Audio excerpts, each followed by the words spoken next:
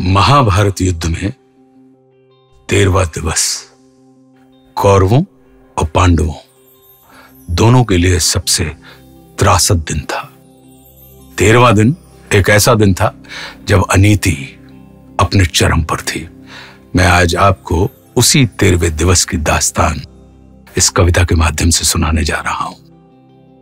जब कुरुक्षेत्र की समर भूमि में सरशैया पर भीष्म हुए, तब कुरुकलंक के नैनों में क्रोधाग्नि लगी और ग्रीष्म हुए। गुरुदेव बनेंगे सेनापति, यह चाल चली थी शकुनी ने, जिसमें फंसकर सब जूझ रहे वो जाल बुना था शकुनी ने। इस बार चली थी चाल अजब, जिसमें ना कोई संधि हो, गुरुवर द्वारा वो ज्येष्ठ पांडु समर भूमि में बंदी हो। फिर पांडव सेना में गुरुवर ने ऐसा तांडव नृत्य किया। फिर पांडव सेना में गुरुवर ने ऐसा तांडव नृत्य किया, सब समर मुंड से पाट दिए। कुछ ऐसा चित्र विचित्र किया, निज सेना की यह दशा देख अर्जुन को क्रोध अपार हुआ। बज उठा कृष्ण का पांचजन्य, फिर गांडीव का टंकार हुआ। कौरव सेना के होश उड़े जब गुरुवर का रथ चूर हुआ। जो सोचा था वह विफल हुआ, सब सपना चकनाचूर हुआ। फिर कहा द्रोण ने दुर्योधन, मैं उससे पार न पा सकता, अर्जुन के रहते धर्मराज को बंदी नहीं बना सकता। फिर कहा त्रिगर्तों ने मिलकर, हम प्राण पे प्राण लड़ाएंगे, हम अर्जुन को ललकारेंगे और दूर तलक ले जाएंगे। हम जान रहे हैं अर्जुन से पा सकता कोई पार नहीं, पर इससे बढ़कर मित्र तुम्हें मैं दे सकता उपहार नहीं। फिर क्या था, फिर क्या था, ऐसी नीति बनी जिसको सबने मंजूर किया। उसने अर्जुन को ललकारा और समर भूमि से दूर किया। अर्जुन के जाते गुरुवर ने फिर कुछ नवीन संरचना की, जिसका भेदन हो सके नहीं, उस चक्रव्यूह की रचना की।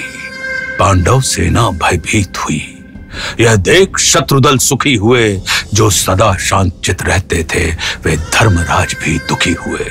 निज सैन्य तात को दुखी देख फिर शेर बबर को जगना था। जो धनी धनुष के बनते थे उनको भी नाक रगड़ना था। है उम्र 18 बरस मगर ये बड़ा धनुष का धन्नु है उम्र 18 बरस मगर ये बड़ा धनुष का धन्नु है। सबने देखा कोई और नहीं, ये अर्जुन सुत अभिमन्यु है।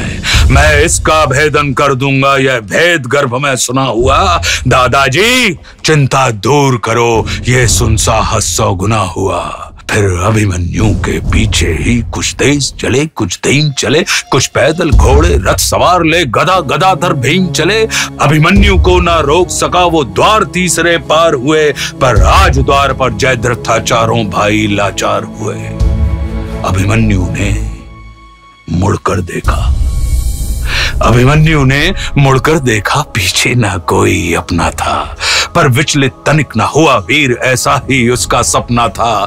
कोई एक बढ़ा, कोई दो संग, कोई ले झुंडों का झुंड बड़ा, लाशों से पटने लगी तरह। जब मुंड मुंड पे मुंड गिरा, दुर्योधन दुशासन विकर्ण कृतवर्मा अश्वत्थामा को, गुरु द्रोण कर्ण को हरा दिया, फिर मारा शकुनी मामा को। वह कर्ण भिड़ा जो दुर्योधन के विजय लक्ष्य की आशा था, वो कर्ण भिड़ा जो दुर्योधन के अंतर्मन की भाषा था। वह कर्ण भिड़ा जो एक साथ 100 बाण चलाने वाला था।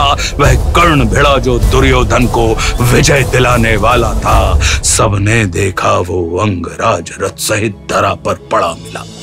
सबने देखा वो अंगराज रथ सहित धरा पर पड़ा मिला।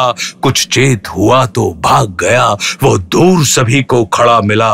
फिर दुर्योधन हो गया कुपित, ले सबका नाम पुकारा है। सब ऐसे साथ मिलकर मारो, ऐसा आदेश हमारा है। फिर एक साथ भिड़ गए सातों ने ऐसा काम किया। रथ तोड़ सारथी को मारा, घोड़ों का काम तमाम किया। तलवार तीर जब टूट गए तो रथ के चक्के उठा लिए। उस रथ के टूटे चक्के से कितनों के छक्के छुड़ा दिए। यह देख अधम दुशासन ने तब सर पर गदा प्रहार किया। गिर गया धरा पर वीर, तभी पीछे से उसने वार किया।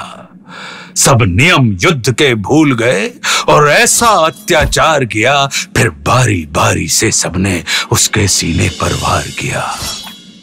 सब मायापत की लीला है। मैं कृष्ण लिखूं, घनश्याम लिखूं, कितनों को धूल चटाया है, कितने गुरुओं के नाम लिखूं। शब्दों में सहज सुशीलापन, अब कविता को विश्राम लिखूं।